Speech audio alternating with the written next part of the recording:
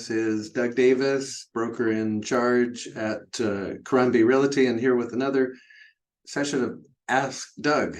And I've been asked what happens if a tenant sneaks in a pet. What if they sneak in a dog or cat in our condo, in our house, what have you?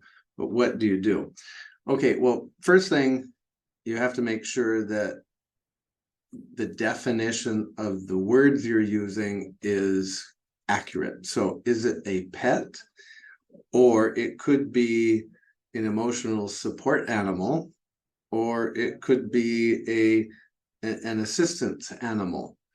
So you need to make sure that your definition of pet is correct. You might use the word animal instead of pet.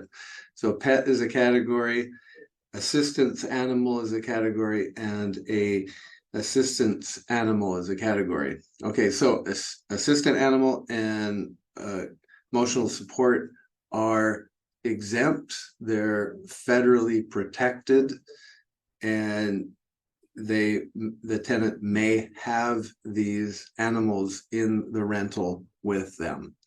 Okay, you may not charge a security deposit for those types of animals.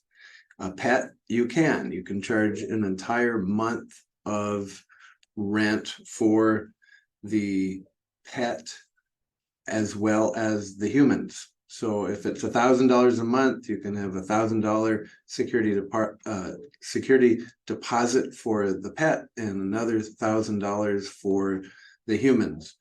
All right, so there you go. So what if they sneak in a pet? It's a real pet. It's not one of the others. Well, then it depends on what you want to do. Do you want to let them have it? And if that's the case, then you need to amend your rental agreement with an amendment, have them sign it and you sign it, and you have the terms for what that will be, and disclose the animal, that it's one animal and not two that they've snuck in, and then ask for a security deposit for that animal. If you do not want to have the pet in the home or the condo, then you need to, well, hopefully use the Board of Realtor rental agreement that has a clause in there as to what to do if they sneak one in.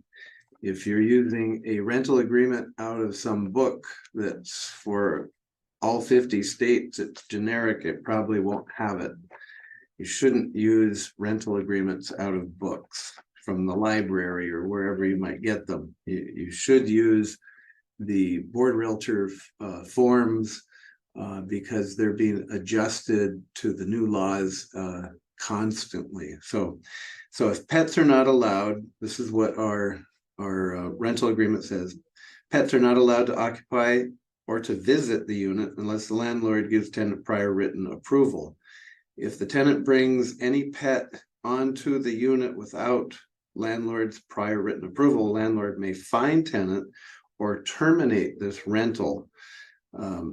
Knowing misrepresentation of an animal as a service animal may result in civil fines. If a tenant knowingly misrepresents an animal as a service animal, landlord may terminate this rental agreement. Fine shall be X number of dollars plus an additional so much per day until the animal is removed. So you want to have a rental agreement that has the topic discussed and agreed upon.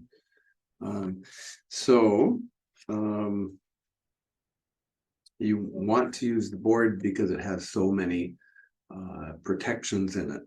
So, okay, so you need to know the definitions of the animals these days and which ones are federally protected and which ones are not. And that's what you can do if someone sneaks in a pet. Okay, hope that's useful. If you have any other questions, let me know them. And if you have any property management, buying or selling needs, please let me know. Until next week, love to hear from you.